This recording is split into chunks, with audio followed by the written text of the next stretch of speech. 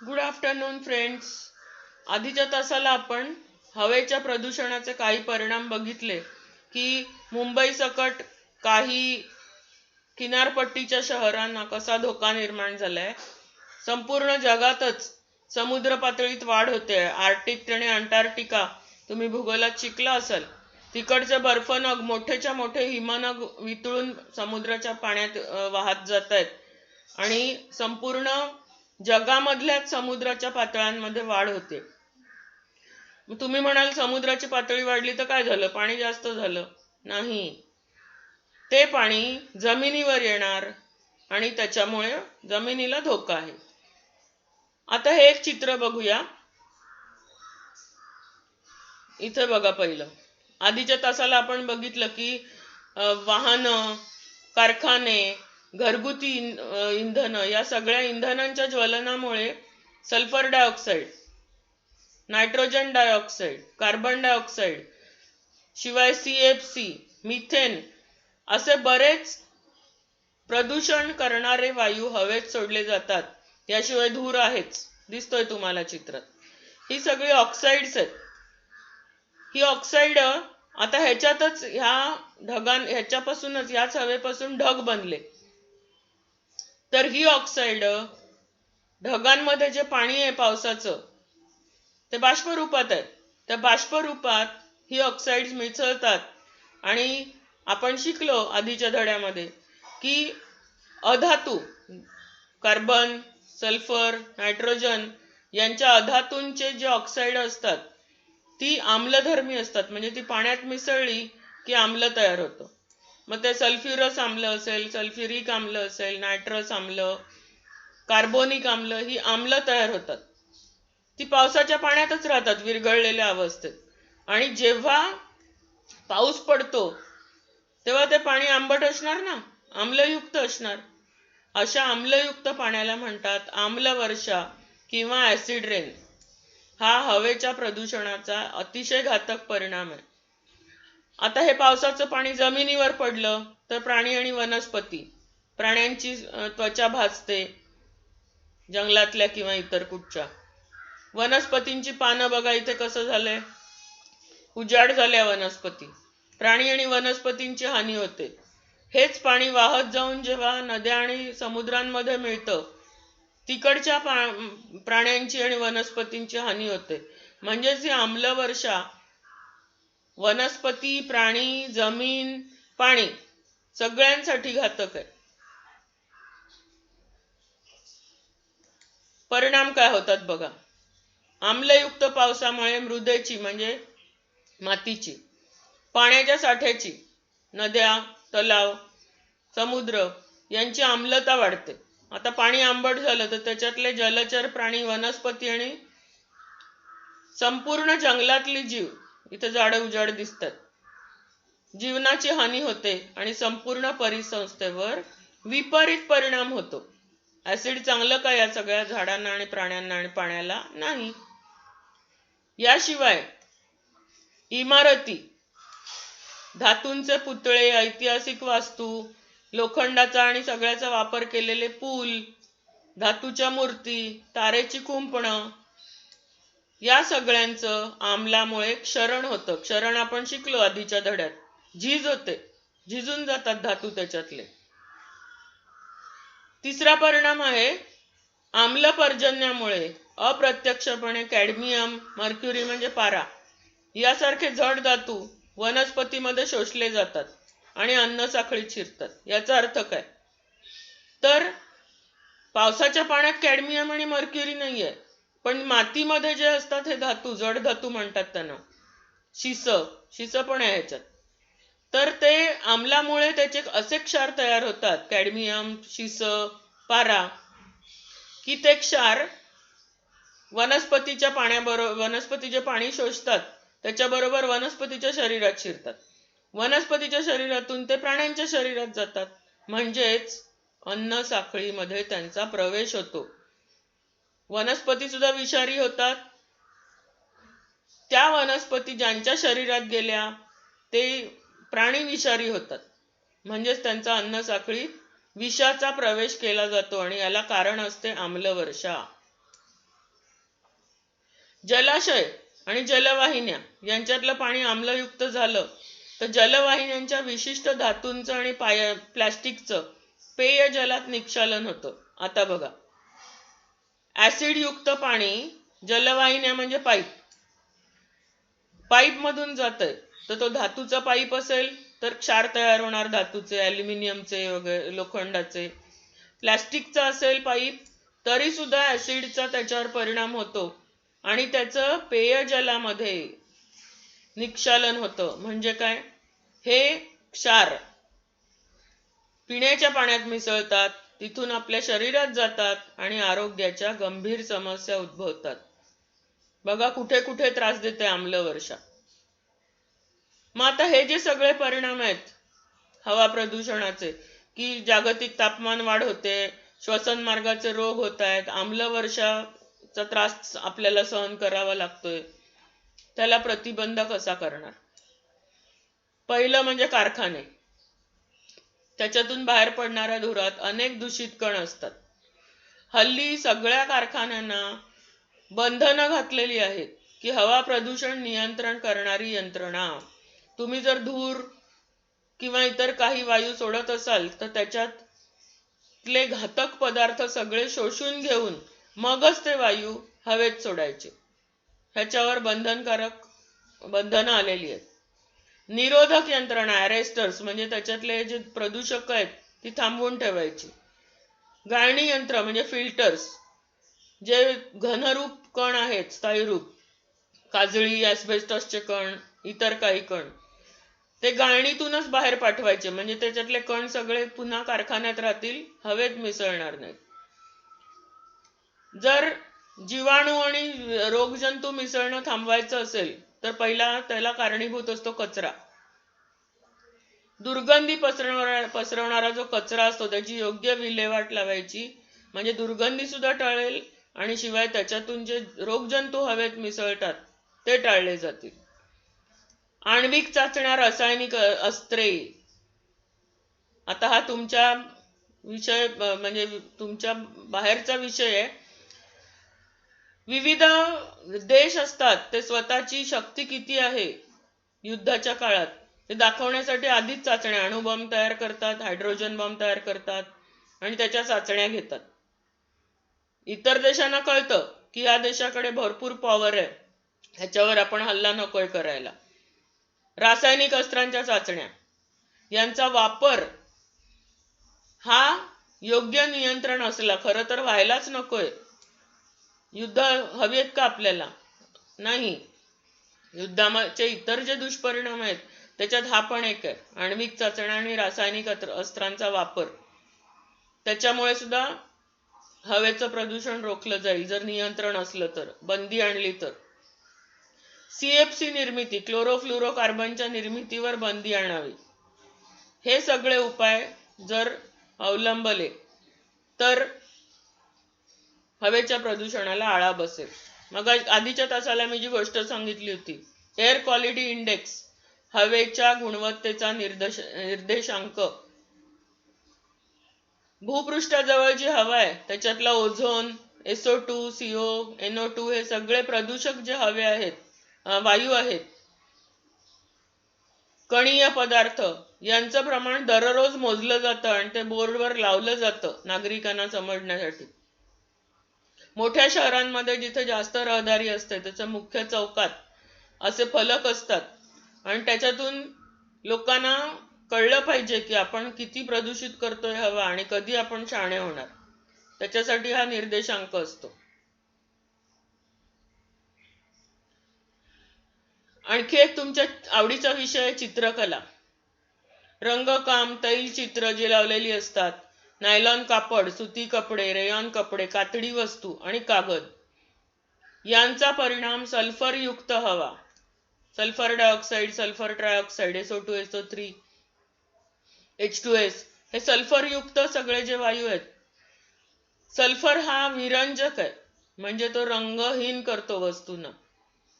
तर त्याच्या ह्या सगळ्यांच्या रंगांवर सल्फर युक्त हवेचा परिणाम होतो प्रदूषकांचा आणि रंग बदलतात किंवा ते फिकट होत जातात, रंग बदलून पण जातात त्यांचे. तर हा होता प्रदूषणाचा पहिला प्रकार, जलप्रदूषण. इथे तुम्हाला एक चित्र दिसतंय. नदीचं पाणी आहे आणि त्याच्यात पाईप मधून पाणी सोडलं जातंय. ते नुसतं पाणी नाहीये, त्याच्यात बघा तरंगणारे रबरी टायर आहेत, चपला आहेत, झाडं आहेत, प्लास्टिकच्या बाटल्या आहेत, पुठ्ठ्याची खोकी आहेत आणि सगळा कचरा आहे. कुठून आलं हे पाणी? तर ह्याला आपण म्हणतो गटार.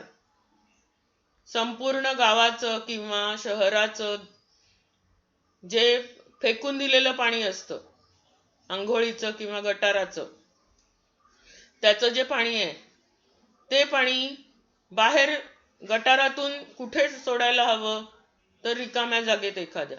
तर ते जलाशयात सोडलं जातं, नदी तलावांमध्ये. आणि मग ते सगळं पाणी प्रदूषित होतं आणि ह्याच्यातले वनस्पती आणि प्राणी मृत्यू पावतात. याला म्हणतात जलप्रदूषण. बघूया आता ह्याची कारणं आहेत काय काय ती. नैसर्गिक आणि बाह्य घटकांच्या मिश्रणाने पाणी जेव्हा अस्वच्छ होतं, विषारी होतं, त्यातलं ऑक्सिजनचं प्रमाण घटतं. अस्वच्छ विषारी झालं की सजीवांना अपाय होतो. हे पाणी पुढे जातं नदीतून आणि मग लोक ते पिण्यासाठी वापरतात. त्यामुळे साथीच्या रोगांचा फैलाव होतो. या सगळ्याला म्हणतात जलप्रदूषण. गोड्या किंवा समुद्राच्या पाण्यामधील प्रदूषणामध्ये कोणकोणते बदल होतात? भौतिक बदल होतात, रासायनिक बदल होतात आणि जैविक बदल. कशामुळे होतात हे बदल? पहिले जैविक जलप्रदूषक. शेवाळ, जीवाणू, विषाणू, परजीवी, सजीव हे काहीही कारणाने जर पाण्यात मिसळले तर ते पाणी पिण्याच्या लायकीचं राहत नाही. आणि असं अशुद्ध पाण्यामुळे वेगवेगळे रोग पसरतात. कारण पाण्याबरोबर त्याचे जंतू पितो आपण, जीवाणू, विषाणू आणि परजीवी, सजीव. ह्यांना म्हणतो आपण जैविक जलप्रदूषक. पण फक्त जैविक आहेत का? बारीक वाळू, धुळीचे कण, मातीचे कण, क्षारांचा साका, आर्सेनिक, कॅडमियम, शिसे, पारा, मगाशी आपली जड धातू आले, यांची संयुग आणि किरणोत्सारी पदार्थाचे अंश, या सगळ्यांना मिळून म्हणतात असेंद्रिय जलप्रदूषक. याच्यामुळे सुद्धा पाणी विषारी बनतं. आर्सेनिक, कॅडमियम, शिसे, पारा यांची संयुग अक्षरशः विषारी आहेत. म्हणजे ती शरीरात गेली तर विषप्रयोग झाल्यासारखं आहे आपल्याला. हळूहळू हळू विष साठत जातात शरीरात. तणनाशक, पुन्हा शेतीकडे येऊया.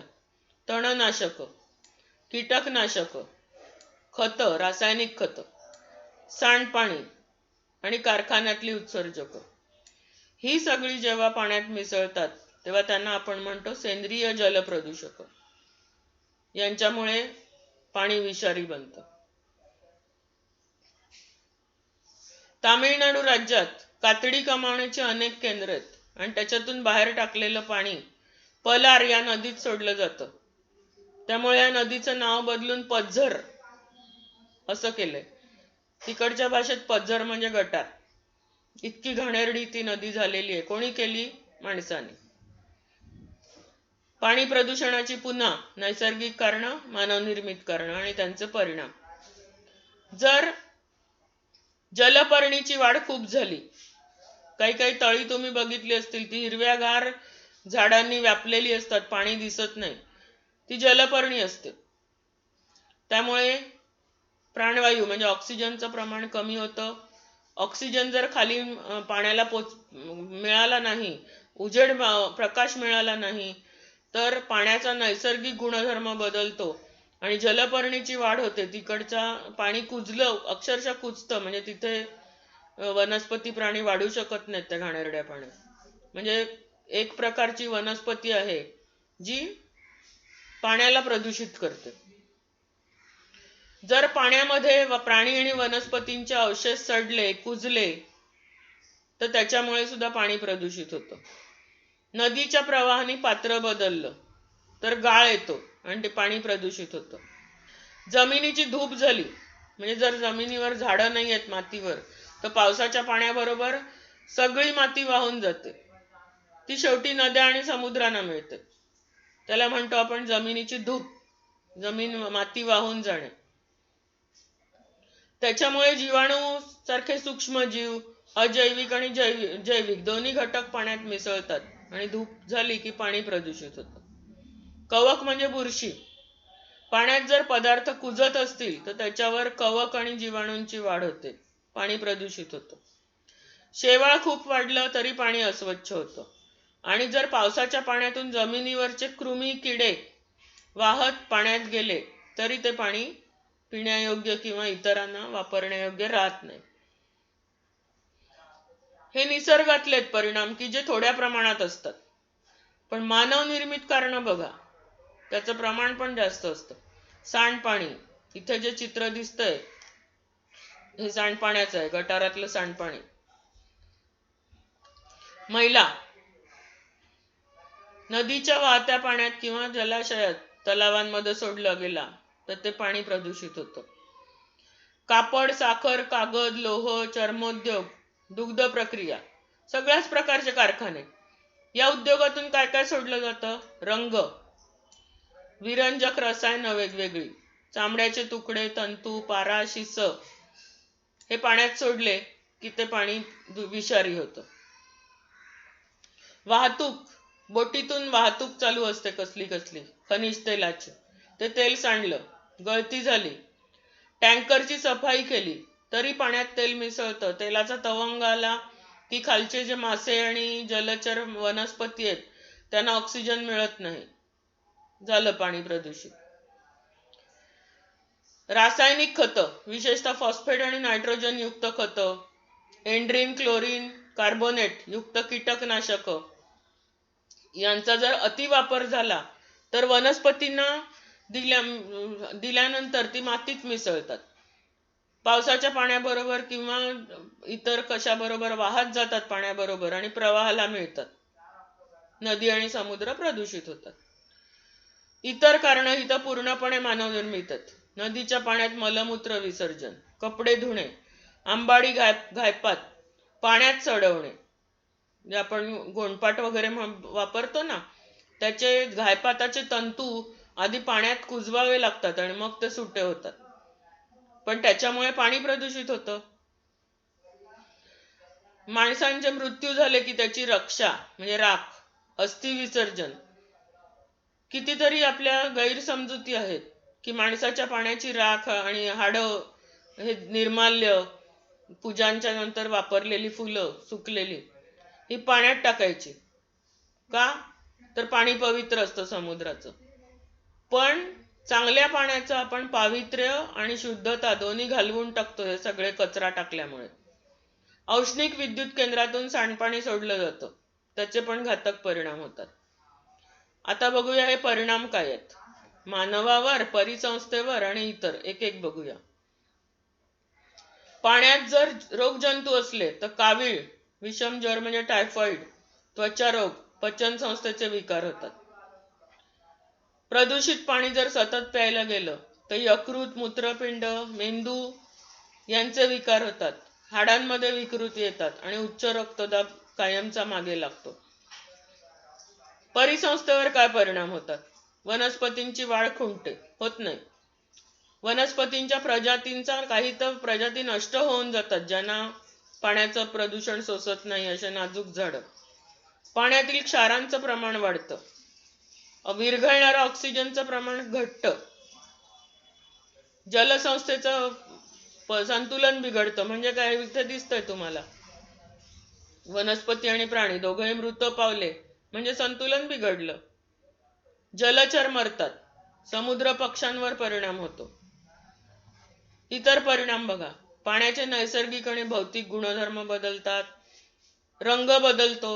जर कारखान्यातले रसायनं सोडली गेली तर रंग बदलतो, चव बदलते.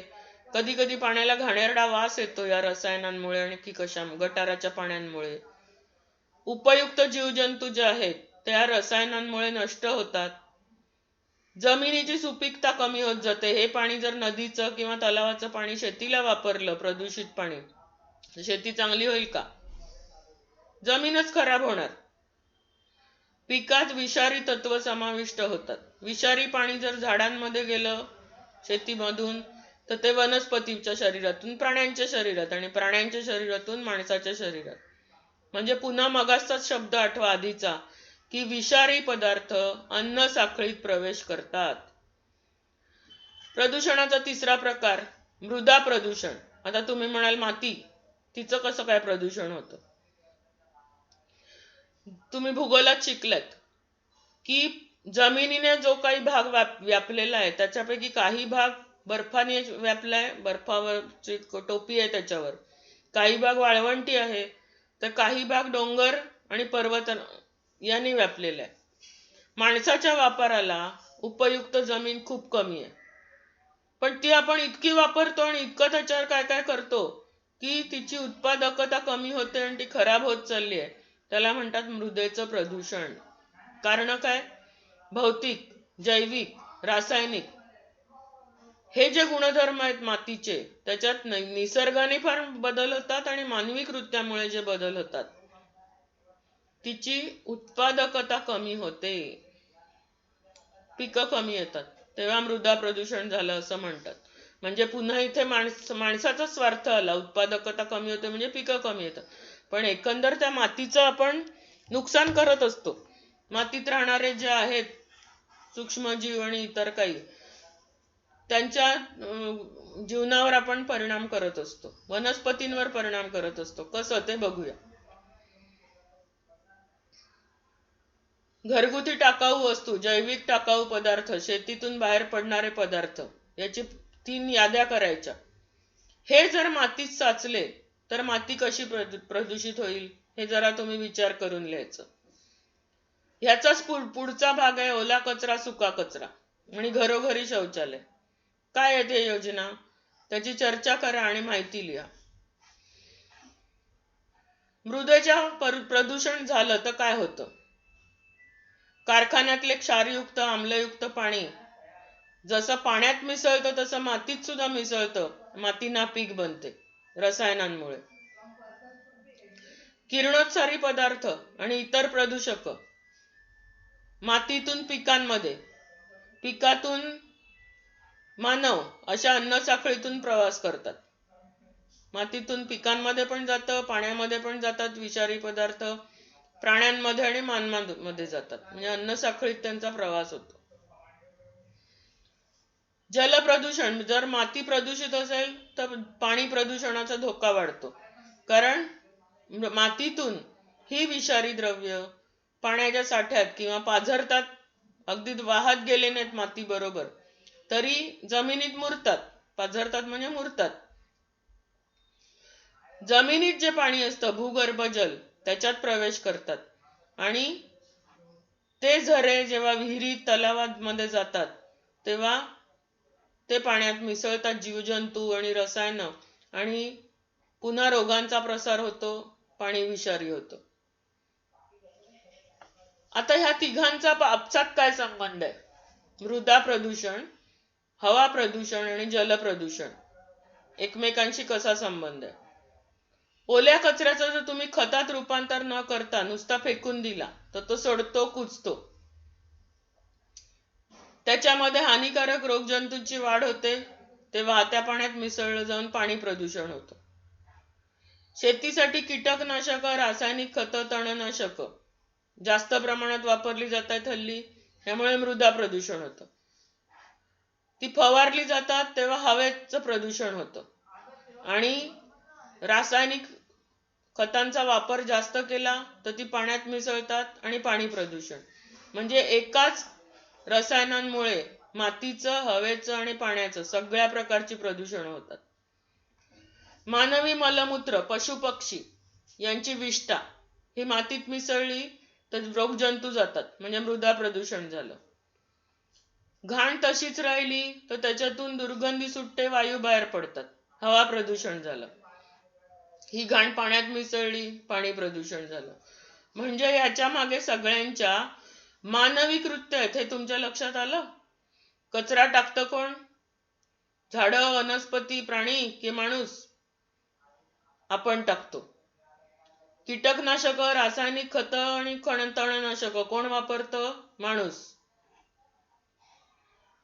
आणि मानवी मलमूत्र जर संडास न वापरता तसंच मातीत मिसळलं तरी सुद्धा हे सगळे रोगजंतू घाण मातीमध्ये, हवेमध्ये, पाण्यामध्ये कोणामुळे मिसळते? माणसामुळे. आता तुम्हाला कळेल ओला कचरा सुका कचरा का वेगळा केला पाहिजे, त्याचे दुष्परिणाम काय आहेत. आणि जर वेगळा करून व्यवस्थित त्याची विल्हेवाट लावली, व्यवस्थापन केलं, तर कचऱ्याचं रूपांतर सोन्यात सुद्धा होऊ शकतं. म्हणजे खरं वापरायचं सोनं नाही, तुम्हाला इंधन मिळू शकतं, खत मिळू शकतं, वगैरे वगैरे. घरोघरी शौचालय का हवं? तर हे प्रदूषण पण टळलं पाहिजे आणि त्याच्यामुळे आपल्याला होणारे रोग सुद्धा टाळले पाहिजेत. कारण ही तीनही प्रदूषण मानवी कृत्यांमुळे एकमेकांवर अवलंबून आहेत. मग ते करण्यासाठी भारत सरकारने काय केलंय? 1974 साली जलप्रदूषण प्रतिबंध व नियंत्रण हा अधिनियम केलाय. 1981 साली हवेच्या प्रदूषणाला प्रतिबंध आणि नियंत्रण अधिनियम केलाय. आणि 1986 साली पर्यावरण संरक्षण अधिनियम केलाय. आता ह्याचा अर्थ काय? तर हे जल प्रदूषण, हवा प्रदूषण, आणि पर्यावरणाचं प्रदूषण, मृदेचं प्रदूषण करणारा गुन्हेगार आहे. याचा अर्थ काय? की तुम्हाला शिक्षा होऊ शकते. जैववैद्यकीय कचरा, धोकादायक उत्सर्ग, किरणोत्सार, घनकचरा, ध्वनी प्रदूषण नियंत्रण, या सगळ्यांच्या बाबतीत वेगवेगळे कायदे आणि नियम अस्तित्वात आहेत. कारखाने, औद्योगिक वसाहती, महानगरपालिका, जिल्हा परिषद, पंचायत समिती, ग्रामपंचायत, ह्या ज्या सगळ्या प्रशासकीय संस्था आहेत, त्या हे जे प्रदूषण नियंत्रणाची कायदे आहेत ते माणसांकडून पाळले जात आहेत की नाही ह्याच्यावर देखरेख ठेवतात. मगाशीच जे मी म्हटलं की जर तुम्ही प्रदूषणाला कारणीभूत अशी एखादी कृती करत असाल तर ह्या प्रशासकीय संस्था तुम्हाला शिक्षा करू शकतात. महाराष्ट्र प्रदूषण नियामक मंडळ हे राज्याचं आहे आणि केंद्रीय प्रदूषण नियामक मंडळ हे पूर्ण देशावर नियंत्रण ठेवणारं, प्रदूषणावर नियंत्रण ठेवणारं मंडळ आहे. या दोन मंडळांच्या अधीनीत ही सगळी प्रशासकीय आहेत. ग्रामपंचायत असेल, पंचायत समिती, वगैरे वगैरे सगळी शासकीय संस्था आहेत ह्या की ज्या प्रदूषणावर नियंत्रण ठेवण्याचा प्रयत्न करतात. पण त्याला साथ कोणी दिली पाहिजे? तुम्ही, आम्ही. सामान्य माणसाने जर प्रदूषणाचा विचार केला, माझ्या हातून कोणत्याही प्रकारचं प्रदूषण होत नाहीये ना, एवढी जरी काळजी घेतली तर प्रदूषण होईल का? नाही. प्रत्येक जण विचार करतो मी कचरा टाकला तर काय 10 जण टाकतात त्याच्यात मी आणखी एक, असं करून जर प्रत्येकाने विचार केला तर कचरा वाढत जातो. हेच प्रत्येक कारखान्याला लागू आहे. प्रदूषण होईल असं कोणीच वागलं नाही. ते वागू नये ह्याच्यासाठी नियंत्रण ठेवणारी ही शासकीय संस्था आणि मंडळ आहे. तर हा 8वा धडा संपला. त्याच्या खालचे प्रश्नांची उत्तरं लिहायची. इथे एक पॅरेग्राफ दिलाय तो वाचायचा आणि त्याचे प्रश्नांची उत्तरं लिहायची. धन्यवाद.